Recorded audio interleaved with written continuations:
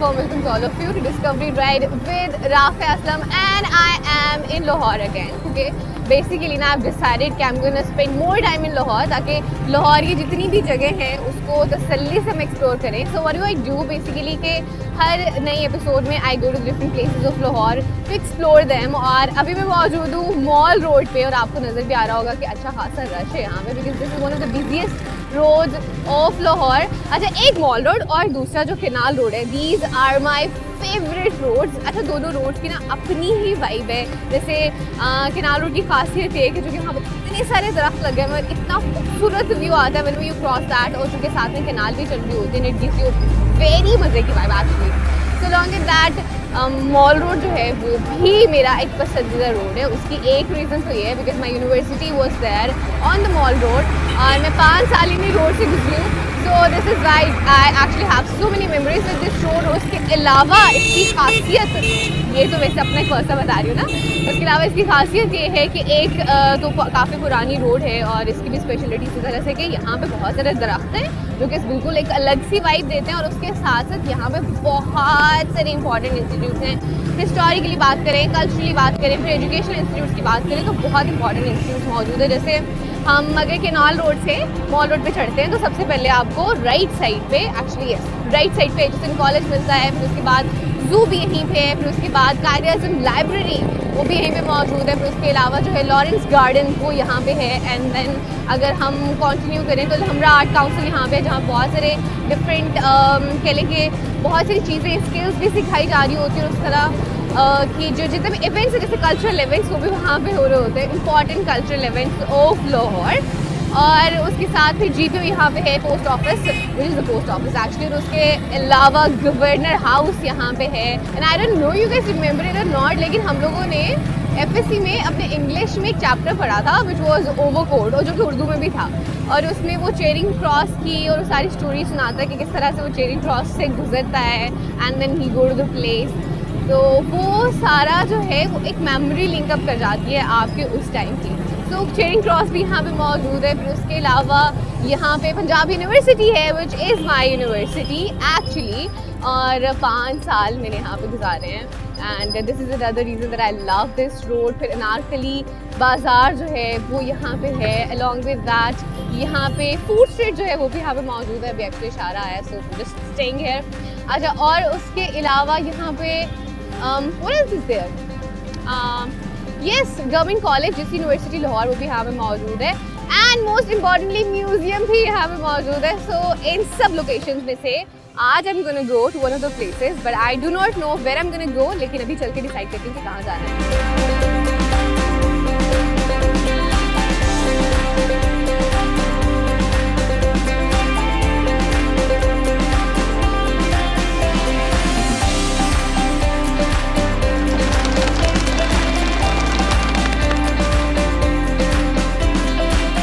इस वक्त मौजूद हूँ इस्तांबुल चौक पे, और इस्तांबुल चौक जो है वो ख़ास तौर पे मशहूर है इस तोप की वजह से, और इस तोप का नाम है जमजमा तोप.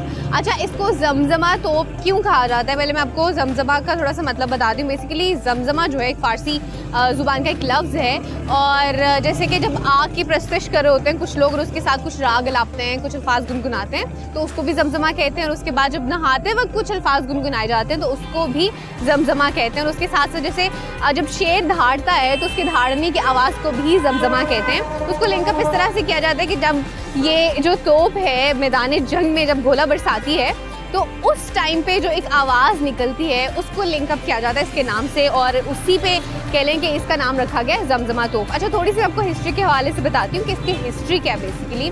तो इस तोप को बनाया गया था अहमद शाह अब्दाली के दौर में, और उनके जो वज़ीर आज़म थे शाह वली खान, बेसिकली उन्होंने इसको बनवाया. तो उनको किस तरह से बनाया गया था, उस टाइम पे जितने भी हिंदू घर थे उनके घरों से मुख्तलिफ तरह के बर्तन जो है वो उनको इस्तेमाल किया गया था, वो लिए गए थे. जैसे कि पीतल हो गया, तांबा हो गया, वो लिया गया, और उन सब बर्तनों को कलेक्टिवली इकट्ठा करके फिर इस तोप को स्पेसिफिकली बनाया गया. और उस दौर में सिर्फ एक तोप नहीं बनी थी, बेसिकली 2 तोपें बनाई गई थी which was actually made in 1757. 1757 में 2 तोपें बनाई गई थी. तो एक उनमें से जमजमा तोप थी. अच्छा, इसको इस्तेमाल किया गया था जो पानीपत की जो जंग हुई थी 1761 में, उसमें इस तोप को इस्तेमाल किया गया था. और अहमद बादशाह अब्दाली जब काबुल गए तो जो दूसरी तोप थी वो अपने साथ ले गए। अच्छा, ये तोप अपने साथ नहीं ले जा सके, उसकी रीज़न ये थी कि इसके लिए एक स्पेशल गाड़ी चाहिए होती है जिस पर इसको रखते हैं और फिर लेके जाते हैं, तो वो मौजूद नहीं थी। तो फिर ये जो तोप है वो लाहौर में रह गई और उसके बाद से जब ये इस्तेमाल में नहीं थी तो उसके बाद इसको फिर यहाँ पे इस चौक में डिस्प्ले कर दिया गया, जो कि अभी मौजूद है इस्तांबुल चौक में। और इस्तांबुल चौक जो है वैसे भी बहुत अहमियत की हामिल है। उसकी रीज़न ये है कि इसके एक साइड पे बिल्कुल आपको एनसी नज़र आता है और उसकी दूसरी साइड पे इट्स पंजाब यूनिवर्सिटी, उसके बाद डाउनटाउन भी यहाँ पे मौजूद है। और ऑब्वियसली चूँकि it's on the mall road, तो सारे जितने भी मेन कह लें कि जितने भी यहाँ पे कल्चरल हेरिटेज से रिंग्ड अप कुछ लोकेशन हैं या प्लेसेस हैं वो भी यहाँ पे मौजूद है। So this was about this तोप बेसिकली, जो कि मैंने आपको बताया। अभी चलते हैं अपनी आज की मेन लोकेशन की तरफ।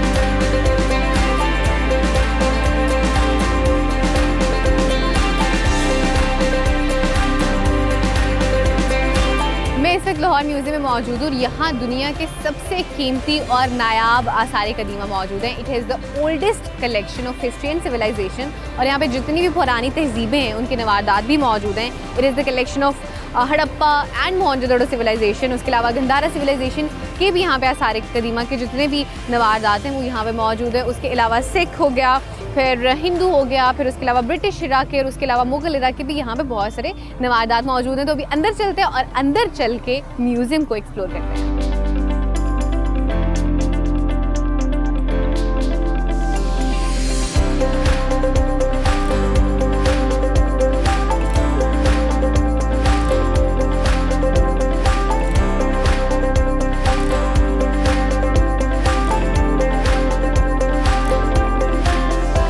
पहली चीज़ जो म्यूज़ियम एंटर होती है आपकी अटेंशन अपनी तरफ खींचती है वो म्यूज़ियम का अपना आर्किटेक्चर है। और ये आर्किटेक्चर इतना खूबसूरत है कि देखने वाला कोई भी शख्स जो है ना वो दंग रह जाता है। So I am just seeing it right now and it's super beautiful. लेकिन अभी आगे चलते हैं और आगे चलते ही एंट्रेंस पे राइट और लेफ़्ट पे आपको सिख और मुगलिया दौर के दरवाजे नज़र आते हैं, जिन पे बड़ा ही खूबसूरत जो है कार्विंग का काम हुआ है और इतनी खूबसूरत नक्शो निगारी है कि आपको नफासत जो है उसकी वो इंतहाई क्लियरली नज़र आती है। You could see this door as well, लिखा भी हुआ है carved wooden door in Akbari style from Lahore. और ये तो है मुगलिया दौर के दरवाजे, लेकिन इसके साथ साथ यहाँ पे आपको सिख दौर के दरवाजे भी नज़र आएंगे, जिसकी इंडिकेशन ये है कि आपको यहाँ पे बहुत सारी मुख्तलिफ तरह की मूर्तियाँ नज़र आएंगी बनी हुई एंड इट्स सुपर ब्यूटीफुल। सो ये एंट्रेंस पे आपको दरवाजे मिलते हैं। अभी आगे चलते हैं और जो जो सेक्शन आता जाएगा ना मैं आपको साथ साथ दिखाती रहूँगी।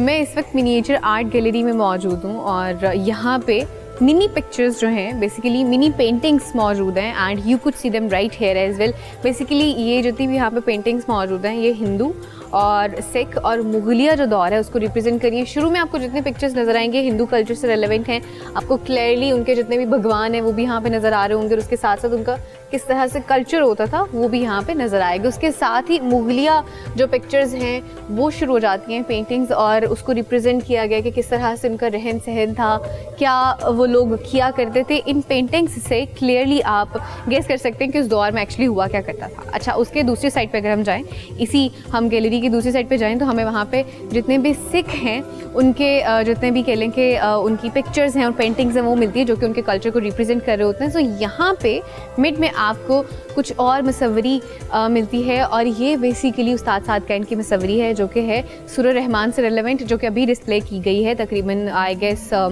कुछ अर्सा पहले, विच इज़ लाइक 21 फरवरी 2023 को ही इसको डिस्प्ले किया गया। और यहाँ पे आपको इस तरफ भी और दूसरी जानिब भी सारे आपको सूरह रहमान के जितनी भी पेंटिंग्स हैं वो यहाँ पे मिलेंगी।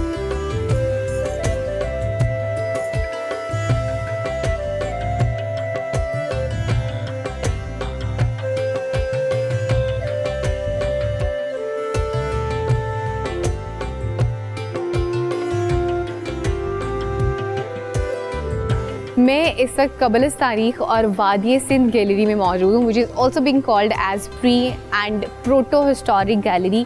और यहाँ पे आपको 20 लाख साल पुराने जो औज़ार इस्तेमाल होते थे उनके शहादात भी मिलेंगे, जैसे कि you could see as this as well, जो कि स्टोन एज से जो इस्तेमाल होने वाले औज़ार या पत्थर थे उनको यहाँ पे डिस्प्ले किया गया है कि किस तरह से उस दौर में औज़ार बनाए जाते थे और किस तरह से उस दौर के जो इंसान था शिकार करते थे और अपने खाने पीने के लिए और सर्वाइवल के लिए वो जो भी मुख्तलिफ औज़ार थे वो इस्तेमाल करते थे। जिस तरह से यहाँ पे एरो हेड्स हैं वो आपको मिलेंगे, उसके साथ यहाँ पे आपको हैंड एक्स जो है कुल्हाड़ी जो हाथ से बनी हुई है वो यहाँ पे मिलेगी। इस तरह से इवन आपको ऊपर जो है वो लिखा हुआ मिलेगा कि प्रॉपर्ली जितने भी प्री हिस्टोरिक चीज़ें हैं वो यहाँ पे मौजूद हैं। उसके बाद यहाँ पे आपको जितनी भी चीज़ें मिलती हैं ना ये वादी सिंध से लिंक्ड अप हैं, जो कि कुछ हमें मिली हैं साहिवाल और चुलिस्तान वाली साइड से और कुछ जो हैं वो सिंध वाली साइड से मिली हैं। यहाँ पे कुछ सी एज वेल कोड डीजी से कुछ चीज़ें जो हैं सिंध कोड डीजी यहाँ से मिली हैं और यहाँ पर उनको डिस्प्ले भी किया गया with the pictures as well कि किस जगह से बेसिकली इन सारी जितनी भी चीज़ें हैं जो पत्थर बेसिकली और जो बर्तन इस्तेमाल होते थे कहाँ से मिले उसको भी यहाँ पर डिस्प्ले किया गया। और उसके बाद फिर से आपको यहाँ पे हड़प्पा जो सिविलाइजेशन है उसके कुछ स्टोन्स मिलते हैं। फिर उस दौर में जो इस्तेमाल होते थे बर्तन जैसे कि कांसी के बर्तन हैं ब्रॉन्ज के, तो वो यहाँ पे डिस्प्ले में मौजूद हैं। And then we have this Mohenjodaro जो है वो कि जो कि इंडस सिविलाइजेशन का पार्ट है वो भी यहाँ पे जो उसके नवारदात हैं कुछ मौजूद हैं। स्पीयर हेड्स हैं वो यहाँ पे मौजूद है जो कि बेसिकली नेज़ेबाजी के लिए इस्तेमाल किए जाते थे। And then there few of the stuff which they have found from Cholistan जो कि इंडस सिविलाइजेशन का हिस्सा है और इंडस सिविलाइजेशन जो है वो 5000 साल पुरानी तहजीब है। And then you have some weights and measures, तो ये आपको सारे कुछ चीज़ें मिली हैं जिनको बेसिकली अब तो वेट जो है वेट करने के लिए वेइंग मशीन्स अलग से आ गई हैं, बहुत डिजिटल हो गए, लेकिन उस दौर में इस तरह की कुछ चीज़ें होती थी जो कि वेट करने के लिए इस्तेमाल की जाती थी। सो ये जो बेसिकली गैलरी है यहाँ पे आपको इंडस सिविलाइजेशन और प्री हिस्ट्रिक सिविलाइजेशन जो है उसके रेलेवेंट जितने भी नवारदात हैं वो यहाँ मिलेंगे।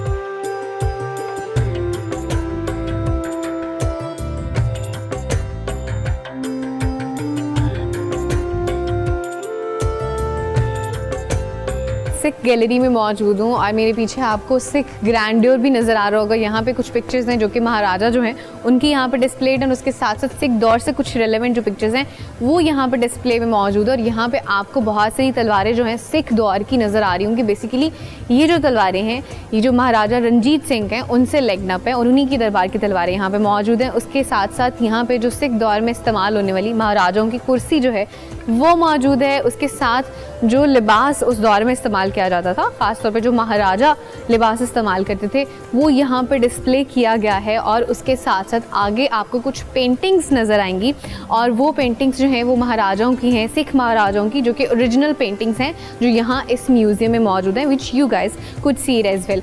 और इसके साथ साथ चलते चलें तो आपको माई मूरा की, रानी मूरा की जो असल कुर्सी है जो कि उनके इस्तेमाल में होती थी, आपको वो नज़र आएगी। और यहाँ पे उसकी डिटेल्स भी लिखी हुई हैं। बेसिकली राजा रंजीत सिंह जो है, महाराजा रंजीत सिंह, माईमुरा जो हैं वो उनकी बेगम थी और इनको मुरा सरकार भी कहा जाता था। उनकी शादी महाराजा रंजीत सिंह से हुई थी, लेकिन पूरी ज़िंदगी वो मुसलमान ही रही थी। और उसके साथ साथ फिर यहाँ पे आपको कुछ उनके जो इस्तेमाल का फ़र्नीचर है, चेयर और टेबल, वो भी नज़र आएगा। और इसके साथ थोड़ा सा आगे जाएँ तो यहाँ पे आपको उनकी जो मज़हबी किताब है गुरु ग्रंथ, वो भी नज़र आएगी, जिसको वो अपने कह लें कि एक रूहानी उनकी किताब है और अपनी रहनुमाई के लिए इस्तेमाल करते हैं इसको।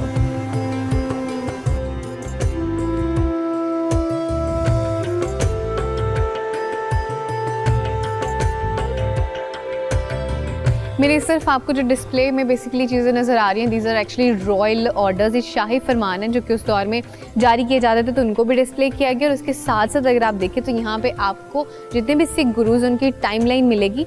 तो आप अगर हिस्ट्री के हवाले से जानना चाहते हैं, सिख हिस्ट्री के हवाले से, तो आपके लिए एक बेहतरीन जगह है ये, जहाँ पर आप पूरी की पूरी जो डिटेल है आपको यहाँ पर मिल जाएगी। And you could have a lot of knowledge about Sikh history as well.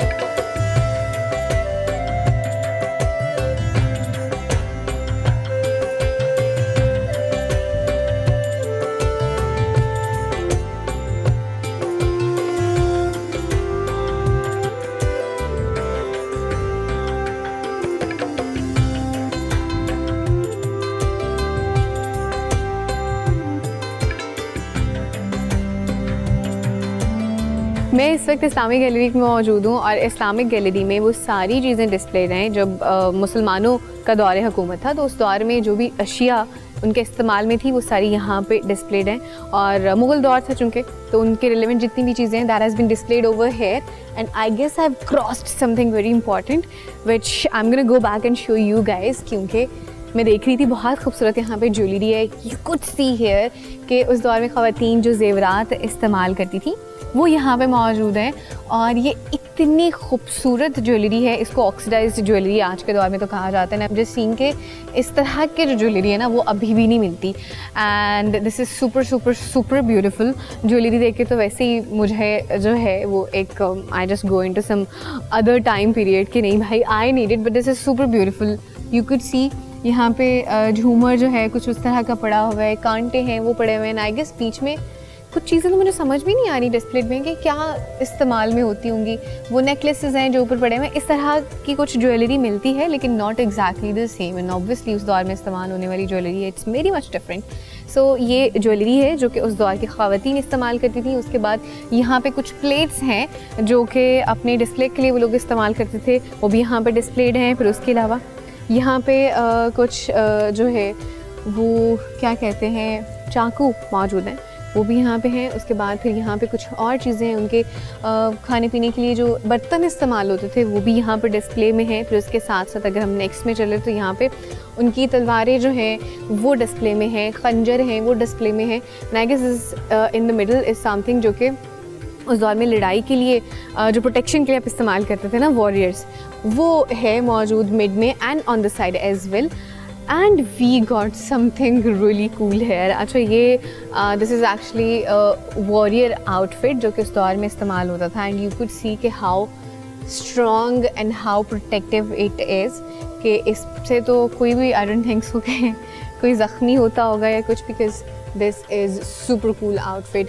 सो ये भी यहाँ पे मौजूद है। और उसके साथ यहाँ पे जो तलवारें इस्तेमाल होती थी अगैन वो डिस्प्ले में है। और उसके बाद खंजर जो हैं वो भी यहाँ पे मौजूद हैं। फिर उस दौर में जो तीरंदाजी के लिए नेज़े इस्तेमाल होते थे, एरोज़ और सारी चीज़ें यहाँ पे मौजूद हैं। कुल्हाड़ी जो है उस दौर की वो भी यहाँ पे डिस्प्ले में मौजूद हैं। एंड आफ्टर दैट यहाँ पे आपको कुछ बेसिकली ईंटें जो हैं जो इस्तेमाल होती थी वो यहाँ पे मिलेंगी। यहाँ पे नीचे नज़र आ रही होगी, this is called the floral brick. Floral brick इसलिए क्योंकि इस ईंट पे जो ऊपर उन्होंने डिज़ाइनिंग की हुई है बेसिकली वो फूल की शक्ल में। और उसके बाद यहाँ पे आपको नज़र आएंगी पत्थर की जाली का जो काम हुआ है। वैसे बेसिकली सारा पत्थर है लेकिन उसकी उन्होंने जाली उसको बनाया हुआ है, तो जालीदार काम यहाँ पे हुआ है और उसको भी यहाँ पर डिस्प्ले किया गया है। उसके बाद यहाँ पे जो आपको नज़र आ रहा है ना, बेसिकली ये जो है संगे मरमर है। और संगे मरमर जो पत्थर है उसको तराश के मुख्तलिफ चीज़ें बनाई गई। यहाँ पे आपको 3 हाथी नज़र आएंगे जो कि आपको डिस्प्ले में नज़र आ रहे हैं, which are being used in the display over that time. As well. और हाथी आपको पता उस टाइम पे सवारी के लिए इस्तेमाल किए जाते थे, अब तो we have another mode of transportation which is electrical और बाकी सारे।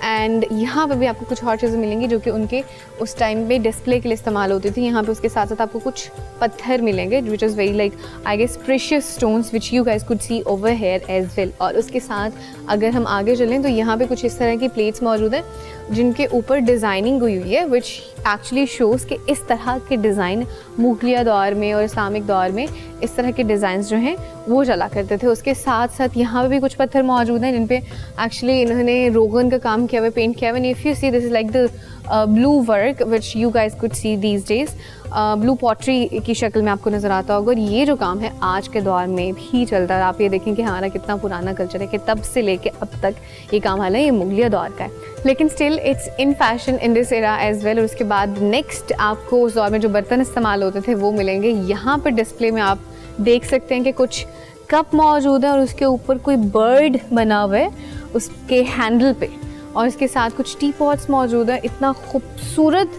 ये tea pot, it's not only one, there are lot of there as well, और बहुत खूबसूरत है। And I don't think so कि इस तरह का जो काम है आपको बर्तनों पे आज के दौर में मिलेगा। सो यहाँ पे भी आपको कुछ बर्तन डिस्प्ले में नज़र आएंगे। उसके साथ साथ यहाँ पे भी काफ़ी सारे खूबसूरत बर्तन जो हैं वो डिस्प्ले में मौजूद हैं।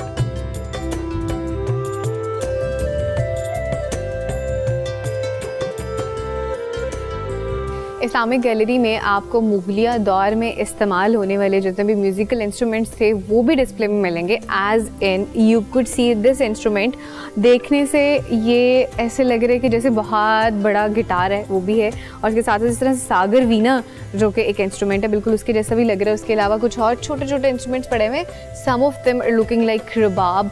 और उसके अगर आगे चलें तो आपको यहाँ पे ढोल भी मिलेगा, फिर उसके बाद यहाँ पे तबला मौजूद है और एक छोटा भी तबला मौजूद है। अच्छा, आज के दौर के जो इंस्ट्रूमेंट्स हैं वो बेसिकली यहीं से निकले हैं और अभी चेंज होते हुए, मोल्ड होते हुए अपनी अब की जो उनकी एक लास्ट फॉर्म है उससे मौजूद हैं। सो आगे यहाँ पे आपको सितार जो है वो भी मिलेंगे। सो बहुत सारे ऐसे इंस्ट्रूमेंट्स हैं जो कि मुगलिया दौर से चलते आ रहे हैं और अब तक इस्तेमाल में है, जिस तरह से ये सितार है और कुछ और।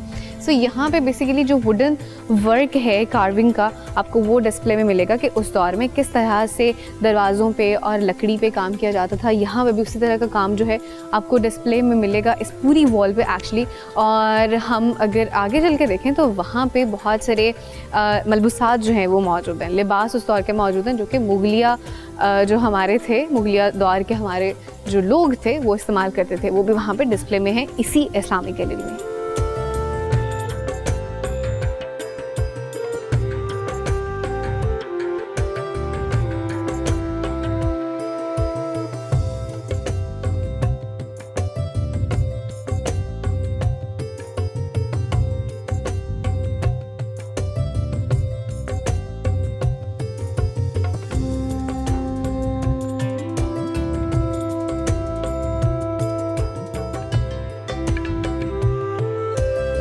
मैं इस वक्त हिंदू गैलरी में मौजूद हूँ और यहाँ पे जो कुछ भी डिस्प्ले में है बेसिकली उनके रिलीजन से लिंक्ड अप है और यहाँ पे आपको बहुत सारी मूर्तियाँ जो हैं वो डिस्प्ले में नज़र आएंगी। इस तरफ अगर आप देखें तो यहाँ पे आपको कांसी और पीतल की मूर्तियाँ नज़र आएंगी and if you see on the other side as well तो आपको इस तरफ पत्थर की जो मूर्तियाँ हैं वो नज़र आएंगी and if you just change the direction तो इस साइड पे यू जस्ट सी पत्थर की मूर्तियाँ एज वेल जो कि डिस्प्ले में मौजूद हैं।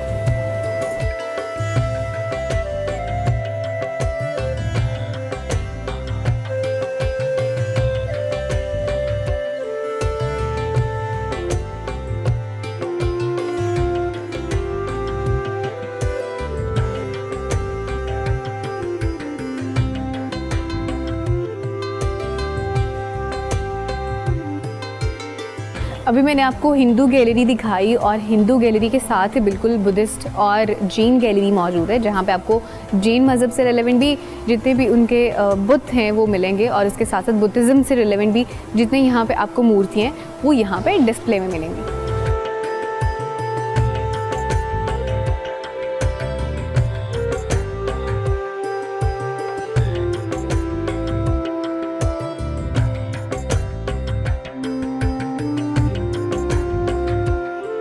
अगला सेक्शन जो है वो पंजाब का है और यहाँ पे पंजाब में जो चादरें इस्तेमाल होती हैं और जो कुर्ता इस्तेमाल होता है उसको डिस्प्ले में रखा गया। उसके बाद my personal favourite and other personal favourite place of Pakistan इस चोलिस्तान से, यहाँ पे चोलिस्तान की सकाफ़त से रिलेवेंट जितनी भी चीज़ें हैं वो मौजूद हैं। पीछे आप देखें इनका खूबसूरत लिबास है और उसके बाद ये मेरे ख्याल से कुछ डेकोरेशन पीसेस हैं जो यहाँ पे मौजूद हैं और उसके बाद उनकी कुछ ज्वेलरी है जो कि डिस्प्ले में है। उसके बाद उनके जो मर्द लिबास पहनते हैं वो भी यहाँ पे मौजूद है। And then another favourite is Sindh culture जिसमें यहाँ पे सिंधी जिस तरह से कढ़ाई होती है उसको डिस्प्ले किया गया। ये सारी वो चीज़ें जो आप डेकोरेशन पीस के तौर पे या घर में अपने लगाने के लिए इस्तेमाल करते हैं। फिर उनका खूबसूरत सा कुर्ता है वो भी यहाँ पे मौजूद है।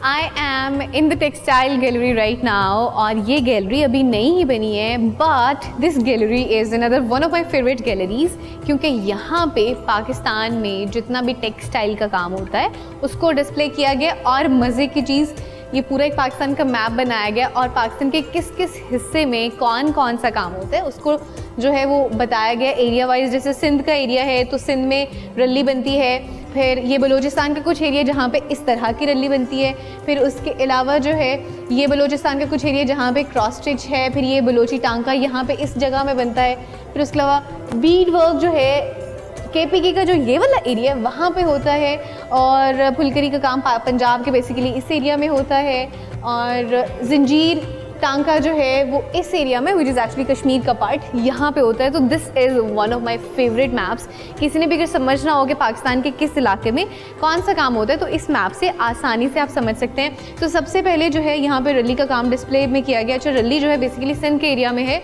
और सिंध के साथ साथ साउथ पंजाब का जो एरिया वहाँ पर भी रल्ली बनती है, लेकिन दोनों का फ़र्क है।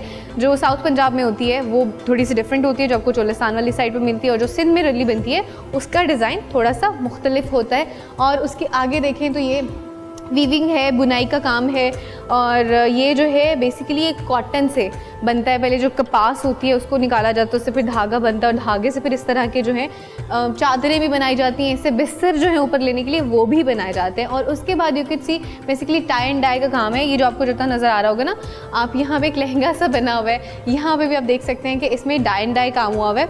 सो टाई एंड डाई में क्या होता है कि ये बेसिकली इसमें डिफरेंट तरह के जो आपको ना डाइज वो नज़र आते हैं। और इस तरह का काम the area that I have been to was Bahawalpur. Bahawalpur में बेसिकली मुझे इस तरह का काम नज़र आया था। उसके बाद जो है किस तरह से काम हो रहा होता है पंजाब में वो थोड़ा सा आपको कल्चर दिखाया गया है।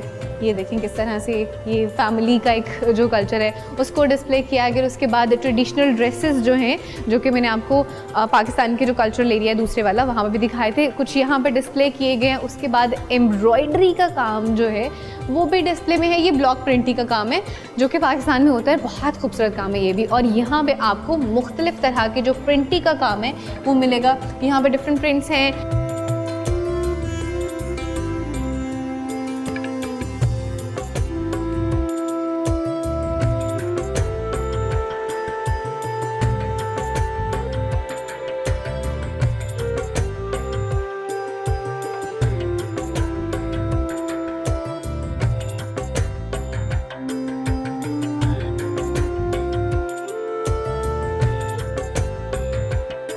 मैं इस वक्त पाकिस्तान मूवमेंट गैलरी में मौजूद हूँ और यहाँ पे पाकिस्तान बनने के लिए जो जदोजहद की गई वो पूरा जो एरा है उससे रिलेवेंट यहाँ पे जितनी भी इंफॉर्मेशन और जितनी भी पिक्चर्स हैं वो यहाँ पे मिलेंगी, जहाँ पे इवन लिखा भी हुआ है कि आज़ादी की जदोजहद के 200 साल। सो यहाँ पे वो सारी पिक्चर्स डिस्प्लेड हैं। 1906 में जब मुस्लिम लीग की बुनियाद रखी गई उससे रिलेवेंट जो इन्फॉर्मेशन है वो भी आपको यहाँ पे मिलती है। और उसके बाद जब 1940 में करारदाद पाकिस्तान मंजूर हुई तो उससे रिलेवेंट जो इन्फॉर्मेशन है वो भी यहाँ पे मौजूद है। और उसके बाद फिर जिस तरह से पाकिस्तान को बनने के लिए और उसको बनाने के लिए कोशिशें की गई उससे रिलेवेंट जितनी भी इन्फॉर्मेशन है वो पिक्चर्स के फॉर्म में यहाँ पे डिस्प्ले है।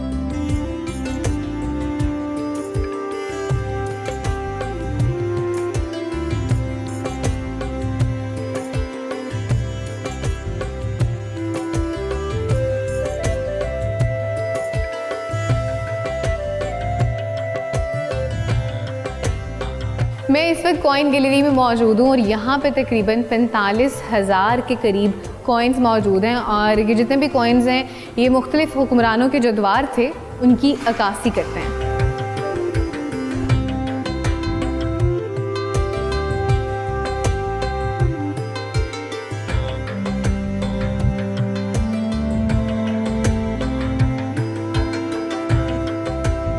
मैं इस वक्त पाकिस्तान पोस्टेज स्टैम्प गैलरी में मौजूद हूँ और यहाँ पे इंडिपेंडेंस डे से लेके अब तक जितनी भी टिकट्स पाकिस्तान में इस्तेमाल हुई हैं वो सारी की सारी यहाँ पे मौजूद हैं।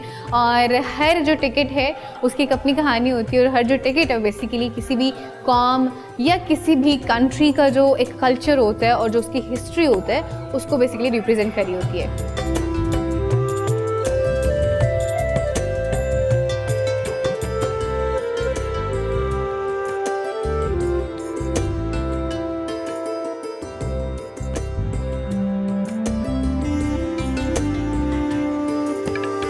मेरे साथ इस वक्त मोहम्मद उस्मान साहब मौजूद हैं जो कि लाहौर म्यूज़ियम के डायरेक्टर हैं। उनसे चल के म्यूज़ियम के हवाले से पूछते हैं। अस्सलाम वालेकुम सर। वालेकुम अस्सलाम जी। आज सर सबसे पहले तो मुझे म्यूज़ियम की इम्पोर्टेंस के हवाले से बताइएगा कि why it is one of the main destinations of Lahore.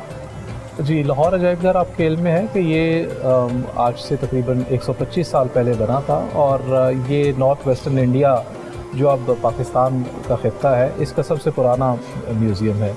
और जब सबसे पहले खुदाई का आगाज़ हुआ इस खित्ते में जिसमें हड़प्पा और मोहनजोदड़ो के शहर और गंधारा की तहजीबों की एक्सकवेशन हुई तो उसके नतीजे में जो भी आर्टिफैक्ट्स निकले वो सबसे पहले इसी अजायब घर की जीनत बने। सही ठीक हो गया, ये इसकी एक मेन इंपॉर्टेंस है बिल्कुल सर। और यहाँ पे जितने भी नवादरात मौजूद हैं जिस भी तहजीब से लिंक्ड अप है उनको प्रोटेक्ट किस तरह से किया जाता है? एक तो इस तरह से डिस्प्ले किया गया, वैसे क्या उनको थोड़ी देर के बाद इनकी सफाई की जाती है? किस तरह से इनकी बेसिकली प्रोटेक्शन का ख्याल रखा जाता है? जी, इस अजायब घर की 18 मुख्तलिफ गैलरीज हैं और उसमें मुख्तलिफ किस्म के ऑब्जेक्ट्स हैं। जैसे आप देख रहे हैं कि इस वक्त हम गंधारा गैलरी में खड़े हैं जहाँ पे ज़्यादातर शिस्ट पत्थर के ऑब्जेक्ट्स हैं। इसी तरीके से जो दूसरी गैलरीज हैं उनमें मुख्तलिफ किस्म की चीज़ें हैं जिसमें पेंटिंग्स और इसके अलावा मैन्यूस्क्रिप्ट्स और मिट्टी की चीज़ें और इसके अलावा कुछ ऑडियो वीडियोस हैं। तो हर एक के मुख्तलिफ डिफरेंट प्रोटोकॉल्स हैं।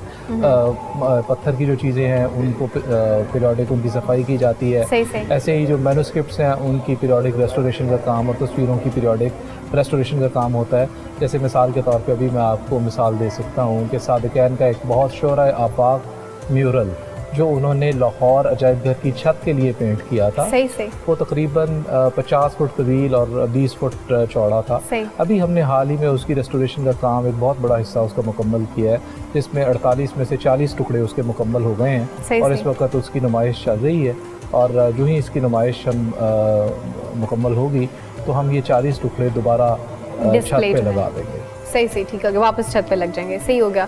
सर वैसे तो हर गैलरी जो है अपनी अहमियत की हामिल है, लेकिन आपके नज़दीक what do you think which gallery is actually the most important one in this museum? देखिए, असल में ये सवाल बहुत मुश्किल है इसका जवाब देना, इस वजह से कि हर नाज़िर, हर तालिब इल्म उसकी अपनी प्रायोरिटीज़ होती हैं। हमारे पास चूँकि पाकिस्तान के रहने वाले तलबा ज़्यादा आते हैं, तो ज़ाहिर बात है कि उनका ज़्यादातर इंटरेस्ट उन चीज़ों में होता है जो पाकिस्तान और उससे मुतल्लिक़ हैं। सही लेकिन जो फॉरेनर्स आते हैं, फॉरेनर्स गेस्ट हमारे पास आते हैं, जिसमें बुद्धिस्ट, बर्मीज़, उनका ज़ाहिर बात है कि उनका बहुत बड़ा इंटरेस्ट जो है वो इस गैलरी में होता है जिसमें हम खड़े हैं, गंधारा गैलरी में। अच्छा, सही। इसके साथ हमारी जो पेंटिंग गैलरी है वो इस लिहाज से बहुत अहम है कि हमारा जो पहाड़ी पेंटिंग्स का कलेक्शन है वो इस वक्त दुनिया में नादिर व नायाब है। और इस गैलरी में कई ऐसी चीज़ें हैं जो दुनिया भर में यूनिक पीसेस समझे जाते हैं। जैसे मिसाल के तौर पे हमारे सामने जो इस वक्त ये बुद्धा मौजूद है, हमारे पीछे ये जो स्तूपा मौजूद है, और इसी स्तूपा के बिल्कुल पीछे जो सरस्वती का एक मिरेकल के नाम से, मिरेकल ऑफ सरस्वती के नाम से एक पत्थर की एक स्कल्पचर है, वो बहुत अहम है। तो हर गैलरी के अपने अपने मास्टरपीसेस हैं, और ये तय करना कि कौन सी गैलरी ज़्यादा अहम है ये एक मुश्किल सवाल। That's absolutely right. Sir future projects के वाले थोड़ा सा बताइएगा कि म्यूज़ियम को लेके आपने क्या कुछ और चीज़ें प्लान की हुई हैं? जी, इस साल हमने इस म्यूज़ियम का जो बुनियादी रेस्टोरेशन का काम था, जिसमें इसकी छतों की मरम्मत और इसके वॉशरूम्स की मरम्मत वगैरह का काम था, वो हमने अल्हम्दुलिल्लाह मुकम्मल कर लिया है।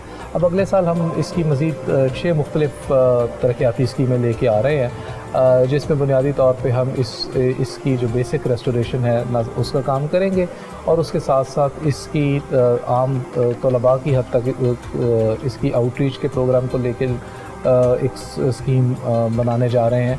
और इसके अलावा ये है कि हम नाइट टूरिज़म इंट्रोड्यूस करने जा रहे हैं, जिसमें लोगों को हम म्यूज़ियम में शाम के वक्त गाइडेड टूर भी फराहम करेंगे, और इसके अलावा हिस्ट्री से मुतल्लिक़ मुख्तलिफ़ परफॉर्मेंसेस भी होंगी। तो उम्मीद है कि इससे बच्चों में और आम तलबा में, आम लोगों में आर्कियोलॉजी और म्यूज़ियोलॉजी या आसार कदीमा के मुतल्लिक़ न सिर्फ आगाही पैदा होगी, बल्कि हमारी तारीख़ के मुतल्लिक़ भी उनका इल्म बढ़ेगा। बिल्कुल, और इंटरेस्ट भी मेरे ख्याल से इस तरीके से उनका डेवलप होगा। सर टूरिस्ट को क्या मैसेज देना चाहेंगे, क्योंकि नेशनल टूरिस्ट भी आ रहे होते हैं, इंटरनेशनल भी, तो क्या उनके लिए पैगाम जो देना चाहेंगे? जी, मेरा टूरिस्ट को बिलूम और ख़ास तौर पे तमाम वालिदैन को बिलखुसूस मेरा ये पैगाम है कि वो अपना वक्त में से कुछ वक्त निकाल के लाहौर अजायब घर ज़रूर तशरीफ़ लाएँ, और लाहौर अजायब घर में उनके बच्चों की गैर रस्मी तालीम के लिए एक बहुत बड़ा ख़जाना मौजूद है, जिससे न सिर्फ उनके बच्चे बहुत चीज़ें सीखेंगे, बल्कि उनका अपनी सरज़मीन और अपने इस खित्ते की तारीख़ से भी के मुतल्लिक़ भी लगाव में इजाफ़ा होगा। Absolutely, thank you so much sir for your time. Thank you.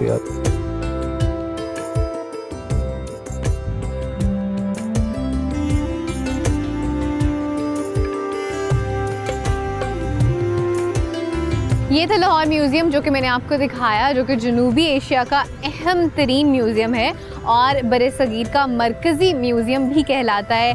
So this is the place which I have explored today. इंशाल्लाह आपसे मुलाकात होगी अगले प्रोग्राम में, जहां मैं आपको लेके जाऊंगी किसी अगली खूबसूरत सी जगह पे। तब तक के लिए मुझे दीजिए इजाज़त। Take care of yourself, keep watching discover Pakistan and keep watching discovery ride with Rafia Aslam. Allah हाफ़िज़।